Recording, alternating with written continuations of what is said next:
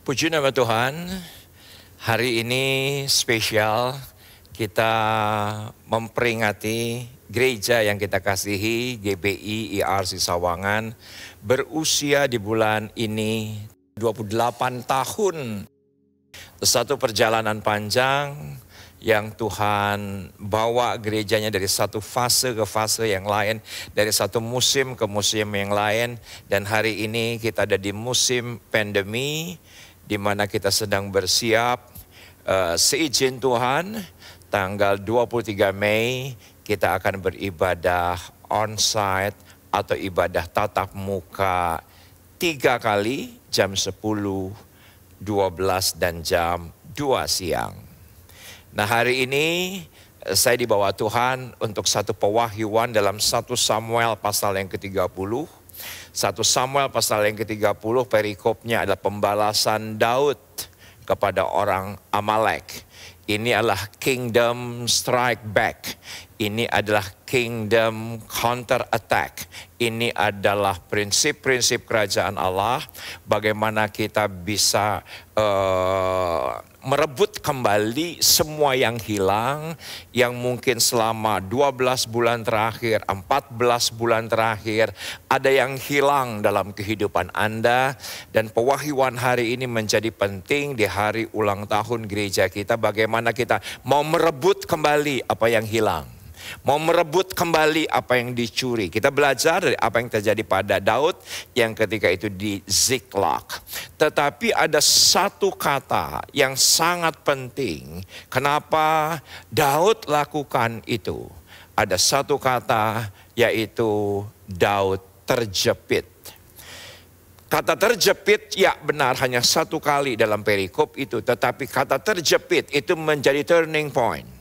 Kata terjepit itu menjadi titik balik yang mana awalnya Daud mengandalkan kekuatannya, mengandalkan kemanusiawiannya. Karena dia terjepit, dia mengandalkan Tuhan. Dan ini kita akan pelajari, sangat menarik sekali pewahyuan yang Tuhan anugerahkan di hari ulang tahun IRC Sawangan yang ke-28. Kita akan berdoa. Bapak, terima kasih untuk hari ini. Satu kehormatan kami akan belajar di 1 Samuel pasal yang ke-30. Bagaimana Daud, di mana gereja untuk merebut kembali yang hilang. Bahkan untuk melawan balik musuh yang telah mengambil semua yang baik, semua yang hebat selama 12-14 bulan terakhir ini. Kami siap belajar akan Engkau yang adalah firman, sama-sama yang siap. Kita katakan amin. Puji Tuhan. Yuk langsung kita buka 1 Samuel pasal yang ke-30. Perikop LAI menunjukkan Ziklag terbakar dan pembalasan Daud terhadap orang Amalek. Ayat yang ke-1, ketika Daud serta orang-orangnya sampai ke Ziklag pada hari yang ketiga. Jadi ada satu perjalanan, bukan 1 hari, bukan 2 hari, tapi 3 hari. Dari mana? Dari 1 Samuel pasal yang ke-29. Posisi Daud ketika itu bersama dengan orang-orang pilihannya ada di satu kota, namanya adalah Afek. Saya bisa bayangkan betapa letihnya Daud.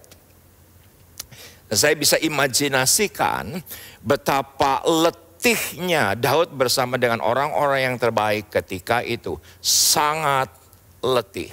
3 hari perjalanan jauhnya.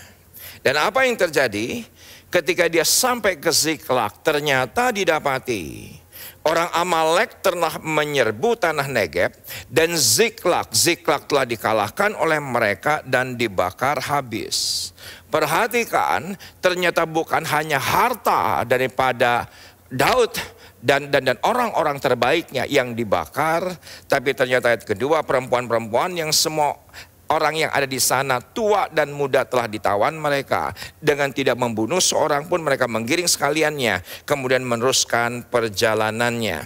Dan ketika Daud sampai dan orang-orangnya sampai ke kota itu, didapati bahwa hartanya sudah terbakar habis, semua sudah dijarah, dan bukan hanya yang dijarah, tapi istri mereka dan juga anak-anak keluarga-keluarga yang dikasih juga ternyata ditawan oleh Amalek.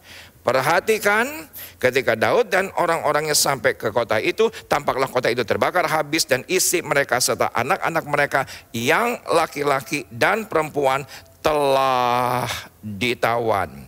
Saudaraku, kita harus perhatikan manuver daripada Amalek. Kita harus perhatikan manuver daripada Amalek. Kenapa? Karena roh Amalek menurut saya sampai hari ini itu masih tetap eksis dalam kehidupan dunia ini. Kenapa? Karena Amalek ternyata punya spesialisasi, yaitu adalah untuk menghantam keluarga. Yang ternyata yang dihantam bukan para suami, yang dihantam bukan kepala rumah tangga, tapi yang dihantam itu dengan jelas Alkitab, Amalek menghantam istri dan anak-anak mereka. Dan sekarang begitu banyak orang hari ini yang mengabaikan yang namanya keluarga. Mungkin ya betul keadaan sulit. Ya mungkin kita harus bekerja lebih keras. Ya benar kita mungkin harus memprioritaskan waktu lebih lagi untuk kita bisa hidup. Tetapi jangan pernah lupakan yaitu adalah keluarga. Kenapa saya katakan demikian? Karena keluarga adalah salah satu yang terpenting dalam kehidupan kita. Nah, menurut saya ini adalah sebuah kegagalan daripada Daud. Ini adalah keteledoran daripada Daud. Ini adalah kelalaian daripada Daud. Daud sebagai pria, sebagai tentara, ketika itu lebih mengedepankan kepentingan yang di luar keluarga. Sedangkan keluarganya itu dibuat mudah terserang oleh Amalek. Keluarga adalah hal yang terpenting, yang tidak akan pernah bisa berubah. Bahkan keluarga adalah satu institusi di mana selalu ada ketika dibutuhkan. Dan tentunya Daud ketika itu dalam 3 hari perjalanan jauhnya membutuhkan keluarga. Tapi yang didapati oleh karena kelalaiannya, oleh karena keteledorannya, oleh karena kesalahan daripada Daud mengabaikan, yaitu keluarga, ternyata di bagian belakang itulah yang dihantam oleh Amalek. Semua kita mengerti keluarga adalah pusat daripada cinta. Keluarga adalah pusat daripada kebahagiaan. Keluarga adalah pusat daripada perlindungan. Dan keluarga adalah pusat daripada penerimaan. Saudaraku, agak pagi tadi ada satu cerita kecil, yaitu nggak tahu kenapa tadi malam Keisha tidur di kamar kami. Saudaraku, di kamar saya bersama dengan istri ada sofa kecil. Tadi malam Keisha buka sofa kecilnya, dikasih bed cover, dia ambil selimutnya dan dia tidur. Dan ketika tadi pagi dia bilang gini, aku rasanya tidak pernah tidur senyenyak ini. Dalam hati saya kenapa? Sederhana. Walaupun dia berusia 23 tahun, walaupun dia sudah beranjak dewasa, yang namanya di tengah-tengah keluarga itu adalah sesuatu pasti yang berbeda. Ada kenyamanan tertentu, ada kebahagiaan tertentu, ada perlindungan tertentu yang dirasakan. Nah, yang penting sekali ini yang namanya adalah keluarga. Kenapa? Perhatikan Ulangan 25. Tuhan berkata kepada bangsa Israel, ketika itu dia jelas-jelas mengatakan satu pesan yang sangat kuat kepada Musa, yaitu bahwa Amalek itu harus dihapuskan. Nah, saya yakin di ulang tahun kita yang ke-28 juga merupakan pesan buat kita. Hati-hati dengan roh Amalek. Hati-hati dengan spirit Amalek ini. Hati-hati. Mungkin kita punya usaha yang berhasil, pelayanan yang berhasil, keuangan yang berhasil. Tapi hati-hati bagian belakang. Yaitu adalah istri dan anak-anak kita. Hati-hati. Bahkan Tuhan berkata kepada Musa, yang namanya Amalek mutlak, wajib, jangan lupa, harus dihapuskan. Ayatnya berkata, ingatlah apa yang dilakukan orang Amalek kepadamu pada waktu perjalananmu keluar dari Mesir. Perhatikan, bahwa engkau didatangi mereka di jalan. Dan semua kita tahu, ada beberapa literatur yang saya baca, saudaraku, ratusan ribu orang yang keluar dari Mesir menuju ke Kanaan. Ketika itu menggunakan formasi. Tentunya yang paling depan, yang formasi paling depan adalah para pria. Orang-orang yang kuat secara fisik itu di depan. Baru di bagian belakang, yaitu adalah anak-anak dan para wanita. Nah, perhatikan yang namanya manuver daripada Amalek jelas. Amalek tidak menghantam bagian depan. Amalek tidak menghantam bagian tengah. Kenapa? Karena semua kita tahu, ketika kita mengawali segala sesuatu pasti kita punya semangat, punya antusias, punya yang namanya kegigihan. Tetapi seringkali yang kita lupakan adalah bagian belakang. Justru Amalek manuvernya jelas. Perhatikan bahwa engkau didatangi Amalek di jalan dan semua orang lemah pada barisan belakangmu, dihantam mereka. Sedang engkau lelah dan lesu. Mereka tidak takut akan Allah. Ayat 19, maka apabila Tuhan Allahmu sudah mengaruniakan keamanan kepadamu daripada segala musuhmu di sekeliling, di negeri yang diberikan Tuhan Allahmu kepadamu untuk dimiliki sebagai milik pusaka, maka haruslah engkau menghapuskan ingatan kepada Amalek dari kolong langit. Janganlah lupa. Ingat 1 Samuel pasal 15, ketika Saul menjadi raja, Tuhan sampai perintahkan Saul, serang Amalek, karena Tuhan mengingat bagaimana Amalek ketika itu menghantam bangsa Israel ketika mereka keluar dari Mesir. Tuhan sampai ingat itu. Dan Saul diperintahkan untuk jelas hantam Amalek, yang semua kita tahu. Raja Agag disisakan. Kita tahu ternak yang terbaik disisakan. Dan apa yang terjadi? Semua yang tersisa ternyata di belakangnya masih ada efek-efek samping yang lain yang harus diperhitungkan. Kenapa? Karena skenario dan manuver iblis, apalagi di hari-hari terakhir, ujungnya adalah untuk menghancurkan keluarga. Untuk menghancurkan keluarga. Agar keluarga tidak bersatu, agar keluarga terpecah, agar keluarga tidak bisa unity. Itulah manuver-manuver daripada iblis, daripada spirit, daripada Amalek. Karena Amalek jelas manuvernya. Tidak menghantam para pria, para suami, yang dihantam bagian belakang.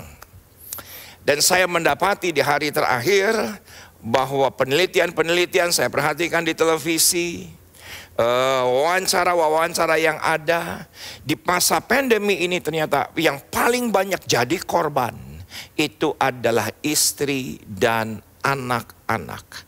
Sedemikian rupa, ya saya tahu keadaan sulit, ya saya tahu keadaan sedemikian rupa membuat orang terjepit sedemikian rupa, sehingga keluarga-keluargalah yang dihancurkan. Bahkan maaf, keluarga-keluarga yang sudah melayani sekalipun, sudah di gereja sekalipun, dicerai-berai tanpa terasa. Ingat, saya selalu berkata bahwa dia datang sebagai pencuri, bukan perampok. Kalau perampok ada rasa, ada bekas, sesuatu yang hilang. Yang dirampok pasti sadar ada sesuatu yang dirampok. Tapi kayak pencuri, dia nggak sadar bahwa ternyata anak-anaknya sudah tidak lagi punya minat terhadap firman, tidak punya minat terhadap gereja, tidak punya minat buat pelayanan, tidak lagi punya minat. Hati-hati. Mungkin Anda berkata, oh nggak apa-apa kok, anak saya masih kebaktian, anak saya masih ada di rumah, anak saya masih baik. Hati-hati, hati-hati. Ketika keluar mereka bergaul secara bebas.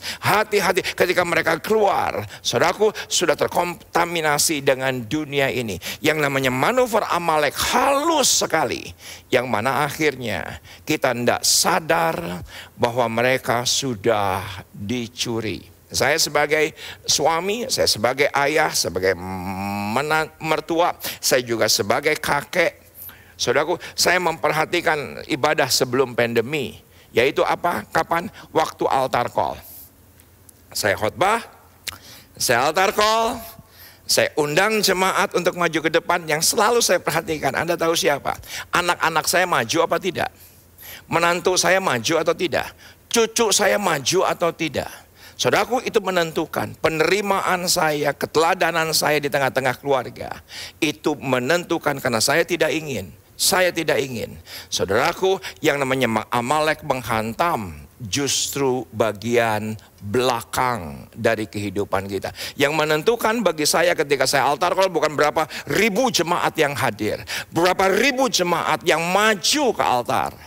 Tapi yang menentukan menurut saya, yang paling menentukan adalah apakah anak-anak saya ikut maju ke depan minta saya mendoakan. Sebagai ayah, sebagai kakek, itu menentukan.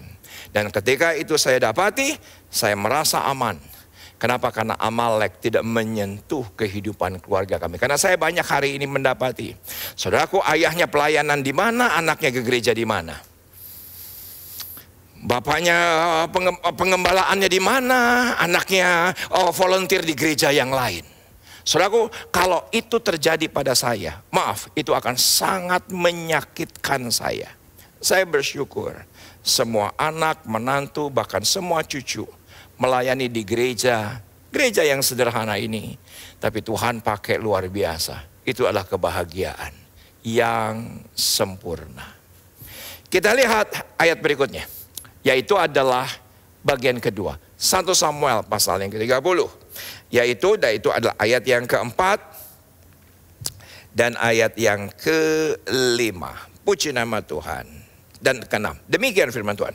Lalu menangislah Daud dan rakyat yang bersama-sama dengan dia itu dengan nyaring. Sampai mereka tidak kuat lagi menangis. Bayangkan saudaraku, air mata sudah kering. Karena kelelahan 3 hari dan mendapati harta sudah terbakar habis. Sudah rata dengan tanah, dan bukan itu saja, bagian belakang mereka. Yaitu orang-orang yang menjadi seharusnya pusat perlindungan, pusat penerimaan, pusat sukacita, ditawan oleh musuh. Dan apa yang terjadi? Mereka sampai menangis pun tidak lagi bisa mengeluarkan air mata. Saya bisa bayangkan betapa duka yang hebat terjadi ketika itu. Sampai enggak kuat lagi untuk menangis. Ayat yang ke-5.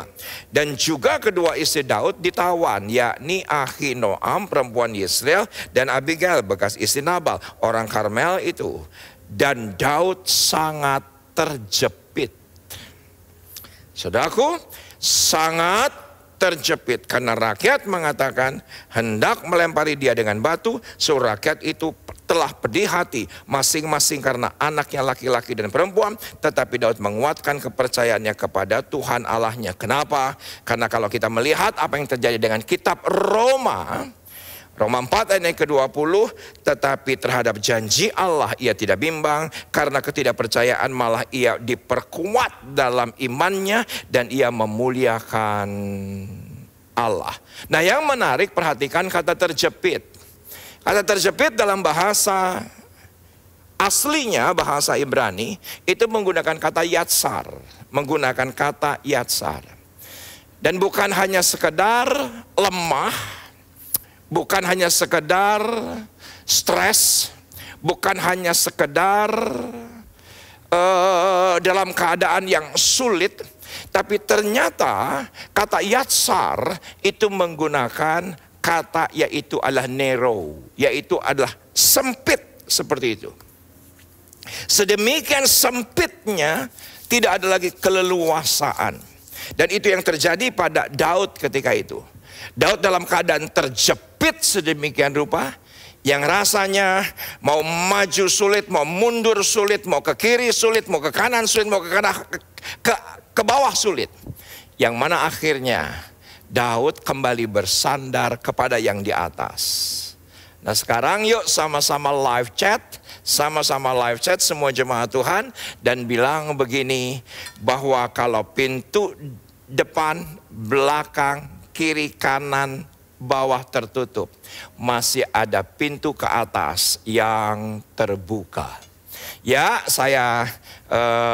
Anda melihat saya tidak melihat Anda, tetapi sekiranya Anda bisa ketik, saya akan pasti bisa baca live chat Anda, saya pasti bisa baca yang namanya komen Anda, yang sering kali setiap hari Senin malam saya baca komen Anda, saya baca live chat Anda, dan itu pun menjadi kekuatan buat saya untuk terus melayani jemaat Tuhan yang luar biasa ini.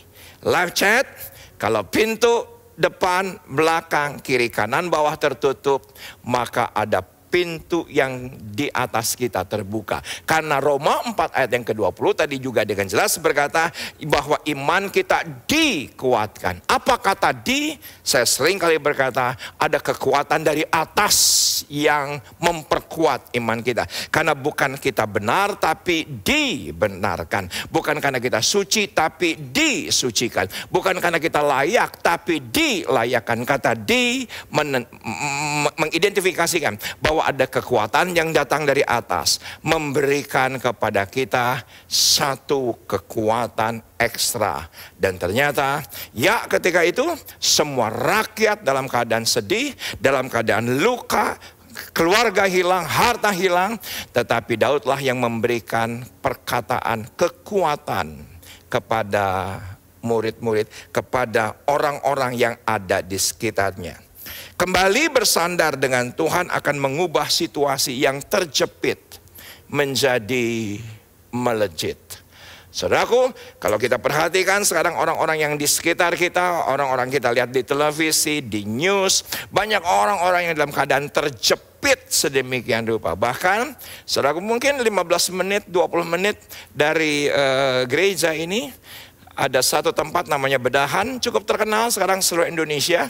Kenapa? Karena ada satu pemuka agama yang ada di sana. Apa yang terjadi? Saudaraku, menskenariokan menggunakan babi ngepet. Dan ketika ditangkap oleh polisi, saudaraku, ditanya kenapa pakai skenario babi ngepet. Ternyata keadaan keuangannya sudah terjepit, keluarganya sudah terjepit dengan skenario babi ngepet. Dia berkata, supaya saya sebagai pemuka agama lebih terkenal lagi. Gitu ceritanya. Jadi saudaraku, orang dunia menggunakan cara dunia. Ketika terjepit sedemikian rupa, ya mungkin sah-sah saja kita berusaha, sah-sah saja kita berikhtiar, sah-sah saja kita punya usaha, tetapi lebih daripada segalanya yang kekal itu datangnya dari atas sendiri. Saudaraku, kita juga beberapa hari terakhir digemparkan dengan tajil sate yang ternyata di dalamnya ada racun sianida. Wah, itu sangat menggemparkan.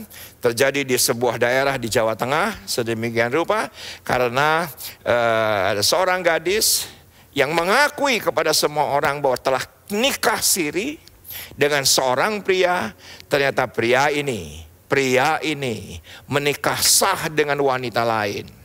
Saudaraku, dia dalam keadaan terjepit. Kenapa? Karena dia sudah mengakui di hadapan semua orang dia sudah nikah siri dengan pria ini. Ternyata pria ini menikahi sah wanita lain.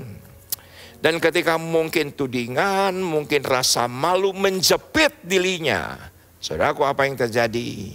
Maka dia mengambil keputusan untuk membeli tajil sate. Yang minta tolong kepada supir ojol untuk berikan. Ketika diberikan tidak dikenal oleh yang menerima, dan yang menerima berkata, buat bapak saja satenya. Ternyata sate itu dimakan oleh istri dan anak daripada supir ojol itu dan meninggal dunia. Keadaan yang terjepit membuat orang menjadi kehilangan akal sedemikian rupa. Oleh karena terjepit. Dan ketika itu Daud alami itu. Nah, saya sebagai pribadi juga berkata kepada Anda dan tidak malu. Ketika orang minta doakan Pak Pendeta, doakan saya dong. Maaf, dalam hati saya selalu kadang-kadang berkata, saya juga butuh didoakan. Pak Pendeta, saya tolong dong doakan, tolong kuatkan saya banyak kehilangan saya dalam hati. Di masa pandemi ini juga, rasanya saya juga ingin didoakan, ingin dikuatkan. Yang susah adalah, kalau saya datang seperti itu, nanti dihakimilah, lemahlah, kurang imanlah, nggak kuatlah. Saya nggak malu mengatakan kepada saudara, beberapa waktu yang lalu saya punya kebutuhan untuk pelayanan. Kebutuhan pelayanan, uang saya kurang. Dan Anda tahu, saya telepon seseorang untuk jual ikan koi saya. Padahal itu ikan koi kesayangan saya. Dan saudaraku, saya berkata, sorry saya punya kebutuhan. Sorry saya ada kekurangan uang. Dan saya berkata, saya nggak mau hutang sama Anda. Tapi saya jual koi saya, kesayangan saya. Udah gitu ditolak lagi. Saudaraku, orang yang gak mau beli. Tetapi oleh karena rahmat dan anugerah Tuhan, Tuhan yang cukupkan segala kebutuhan menurut kekayaan dan kemuliaan dalam Kristus Yesus. Saya ingin berkata bahwa saya pun pernah terjepit. Demikian mungkin juga Anda punya sahabat, yaitu saya sendiri. Karena saya sendiri juga pernah merasa bagaimana terjepitnya, bagaimana merasa kurang, bagaimana rasanya terasa sempit segala sesuatu, tidak ada keleluasaan. Nah, yang pertama tadi kita sudah membahas soal keluarga. Dan apa yang terjadi dengan keluarga daripada Daud. Nah, yang kedua juga kita sudah membahas, yaitu adalah ketika di titik Daud terjepit. Perhatikan bagian yang ketiga, yang terakhir, yaitu adalah 1 Samuel 30 ayat yang ke-7. Lalu Daud memberi perintah kepada Abiatar. Dan apa perintahnya? Perintahnya adalah bawalah efod itu. Ini adalah pakaian imam. Ini adalah pakaian imam. Dan Alkitab dengan jelas berkata, maka Abiatar membawa efod itu kepada Daud. Yang seharusnya itu adalah untuk imam, tetapi Daud sampai pada sebuah titik. Aku harus kembali kepada rencana Allah. Aku harus kembali mengandalkan Tuhan. Aku harus kembali hanya berharap kepada Tuhan. Dan itu yang terjadi pada Daud. Dia berkata, bawalah baju efod itu dan aku akan pakai baju itu. Nah saudaraku, kalau Anda tanya saya, apa itu baju efod? Apa arti daripada arti rohani baju efod? Yaitu adalah dua hal. Yang pertama, pertobatan. Yang kedua adalah pengampunan atau penebusan. Baju efod, imam besar, itu berbicara soal Yesus Kristus sendiri. Dan ternyata Daud bertobat atas kesalahannya, atas kelalaiannya, atas keteledorannya. Dan apa yang terjadi ketika dia datang? Dia hanya bertanya, Tuhan, perhatikan ayat 8, haruskah aku mengejar gerombolan itu? Akan dapatkah mereka kususul? Dan ia berfirman kepadanya, kejar, pursue, lari, susul mereka. Sebab sesungguhnya engkau akan dapat menyusul mereka dan melepaskan para tawanan. Dan apa yang terjadi? Ketika jelas Alkitab berkata bahwa pergi, instruksinya jelas. Ketika terjepit kembali bersandar kepada Tuhan, ketika terjepit kembali datang kepada Tuhan, ketika terjepit kembali percaya kepada Allah, maka arahan itu Tuhan akan anugerahkan. Saya banyak berbicara kepada teman-teman volunteer di IRC Sawangan. Saudaraku, di hari-hari terakhir saya sering kali bangun jam 2 pagi, sering kali bangun jam 3 pagi. Ya memang terkadang bukan disengaja karena ingin kencing. Tapi kalau saya ingin kencing jam segitu, saya tahu bahwa saya harus mencari Tuhan lebih lagi. Nggak pernah nyanyi kenceng karena saya takut bangunkan istri, takut bangunkan anak. Jadi saya hanya bisa berdoa, baca Alkitab, menikmati Tuhan. Dan saya selalu berkata, Tuhan, apa yang harus saya kerjakan? Hikmat apa yang Tuhan arahkan? Dan luar biasa dari hari ke hari, waktu ke waktu, ketika kita kembali bersandar kepada Tuhan, selalu ada jalan keluar. Yuk sama-sama sekarang live chat. Bagi saudara yang sudah mengikuti ibadah ini, pakai komen, Anda ketik Ya, saya tidak melihat Anda lihat saya, tapi saya baca komen Anda. Selalu saya baca. Dari berbagai kota, bahkan data mengatakan pelayanan daripada ERC online ini 20% saudaraku itu diikuti oleh jemaat Tuhan yang ada di bangsa-bangsa. Ya, Anda lihat saya tidak lihat Anda, tapi saya lihat komen Anda. Sekarang live chat dan bilang begini, kembali bersandar dengan Tuhan, situasi yang terjepit akan membuat aku melejit. Tuhan akan anugerahkan perkara-perkara hebat dan luar biasa. Perhatikan ayat yang ke-9 indah. Ketika Tuhan berkata, pergi. Dan apa yang dilakukan oleh Daud? Lalu pergilah Daud beserta ke-600 orang yang bersama-sama dengan dia. Dan sampailah mereka ke sungai Besor. Sementara orang-orang yang mau tinggal di belakang berhenti di sana. Ternyata yang 200 keletihan tinggal di sungai Besor. Yang 200 ternyata sedemikian rupa itu kelelahan, maka mereka tinggal di sungai Besor dan Daud hanya dengan 400 orang sisanya. Dan satu pagi counter attack, satu pagi mereka strike back, satu pagi mereka serang balik Amalek. Dan apa yang terjadi? 400 orang Amalek yang masih muda kabur dan semua dibunuhnya. Dan harta-harta orang Amalek dijarahnya. Dan bukan itu saja, keluarganya utuh kembali bisa direbut. Keutuhan keluarga adalah hal yang harus diperjuangkan. Harus diperjuangkan. Saudara telah memperjuangkan usaha Anda. Anda sudah memperjuangkan keuangan Anda. Anda sudah memperjuangkan reputasi Anda lebih daripada segalanya. Keluarga, keutuhannya harus diperjuangkan. Jangan sampai Anda gereja berbeda, pelayanan berbeda. Oh enggak apa-apa, sama-sama gereja kok. Oh enggak apa-apa, sama-sama pelayanan kok. Tapi betapa indahnya kalau keluarga itu utuh melayani di gereja yang sama, mengikuti ibadah bersama-sama, itu betapa indahnya.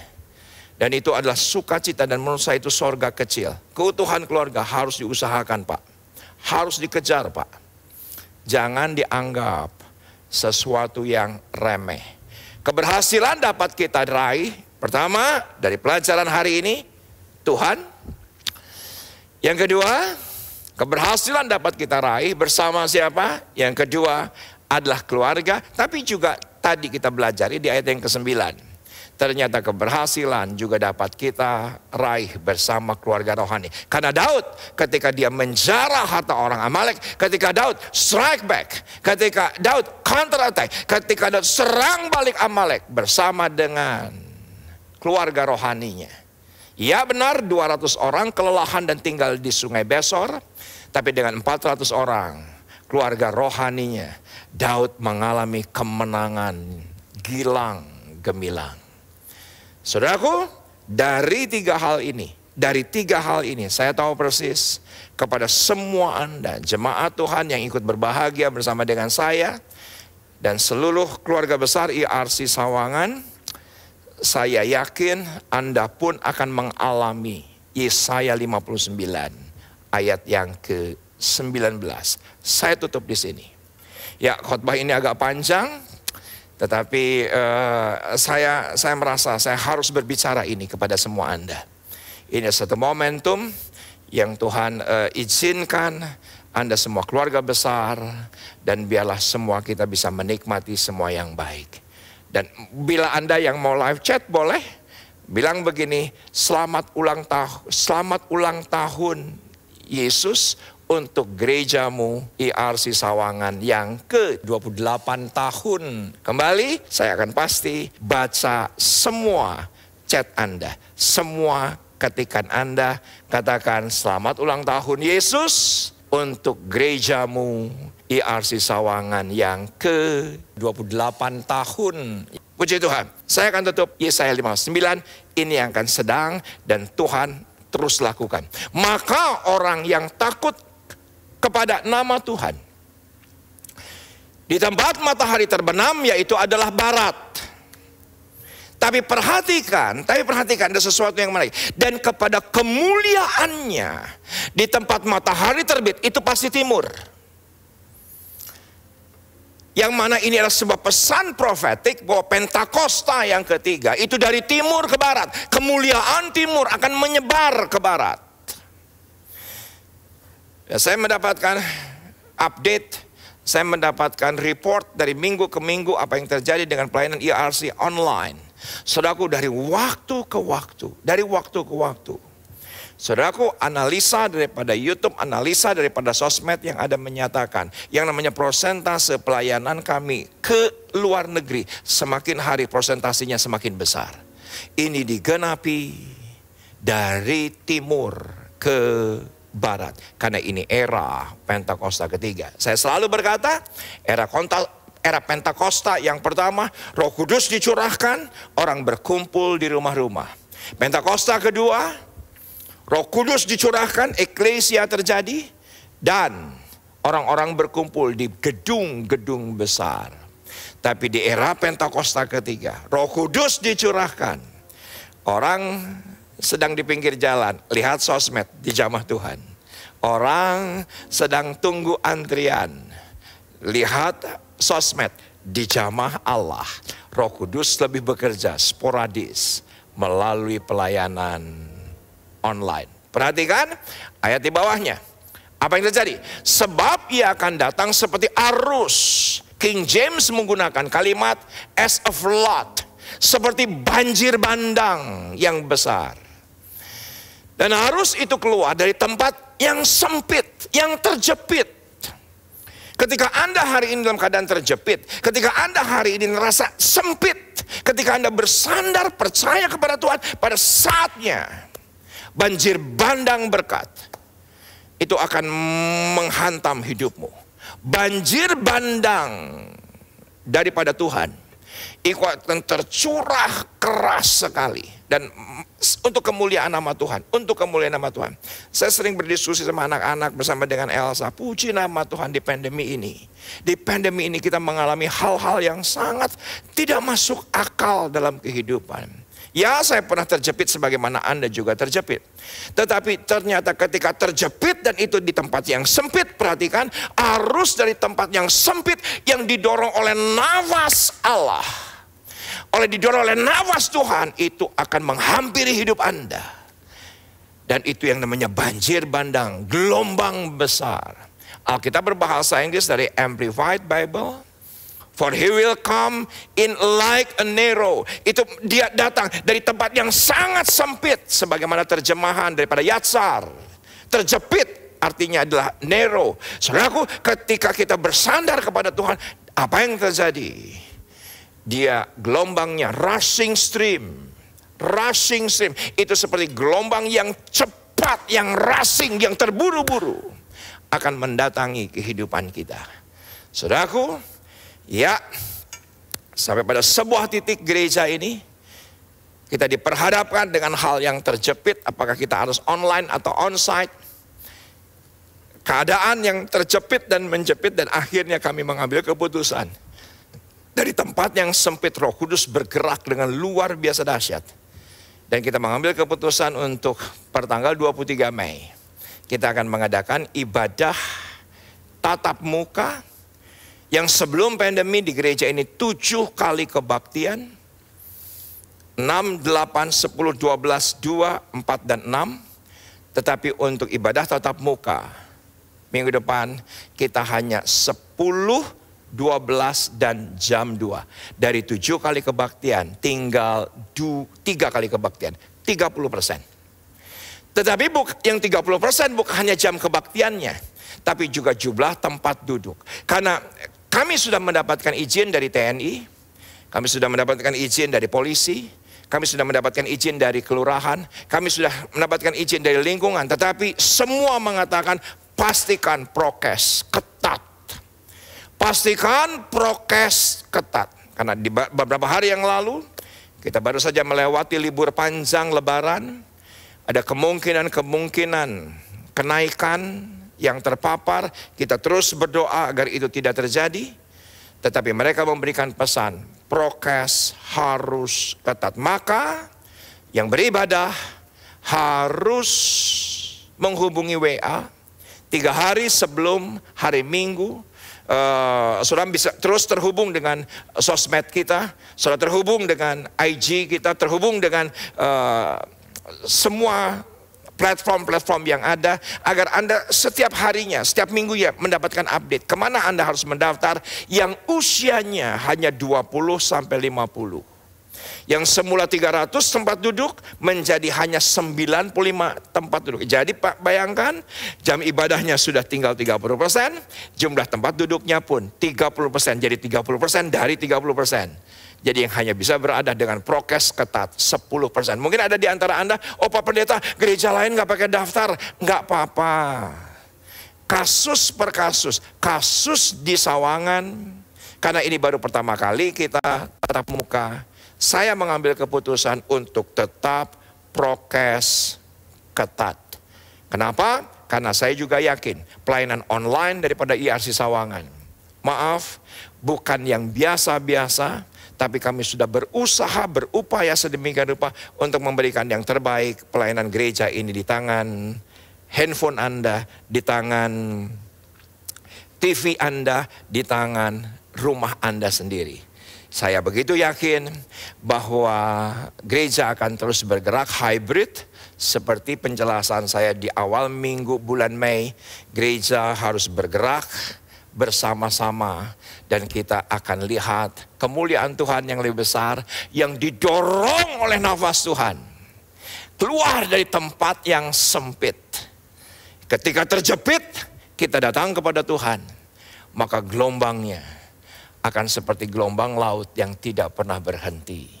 Sekarang terakhir live chat, saya akan baca semua live chat Anda dan tulis bahwa aku siap untuk menerima banjir bandang kemuliaan Tuhan untuk keluargaku. Kita berdoa. Bapak, terima kasih untuk hari ini. Tuhan berikan pesan kuat, gamblang dan jelas. Aku berdoa bagi saudara semua yang ada di rumah, yang mungkin dalam keadaan terjepit, engkau tidak tahu istrimu ada di mana, anakmu ada di mana. Sudah taruh tangan di tangan kiri dada Anda. Saudara mungkin ketika mendengar khotbah ini, ya betul, roh Amalek sedang memporak-porandakan perkawinanku, memporak-porandakan perkawinan anakku. Anda yang berkata demikian, dan sudah dalam keadaan terjepit, rasanya semua terasa sempit sedemikian rupa. Taruh tangan kiri Anda di dada Anda. Saudaraku, ada di antara Anda mungkin berkata, aku sudah dalam keadaan terjepit secara keuangan. Bukan hanya aku kehilangan pekerjaan, bukan hanya aku kehilangan penerimaan, tapi juga aku harus bayar hutang, harus ada tagihan-tagihan yang harus aku bayar. Sekarang aku dalam keadaan terjepit. Dan Anda taruh tangan kiri di dada dan Anda berkata, aku mau kembali seperti Daud, bersandar kepada Tuhan, percaya kepada Tuhan, mengandalkan Tuhan untuk mengupayakan semua yang diambil Amalek. Kami rebut kembali di dalam nama Yesus. Dan aku percaya justru dari tempat yang sempit, engkau akan alirkan kemuliaan Tuhan. Seperti rushing stream, gelombang yang cepat memulihkan, menyembuhkan, dan memberkati keluarga kami. Tuhan Yesus memberkati. Amin.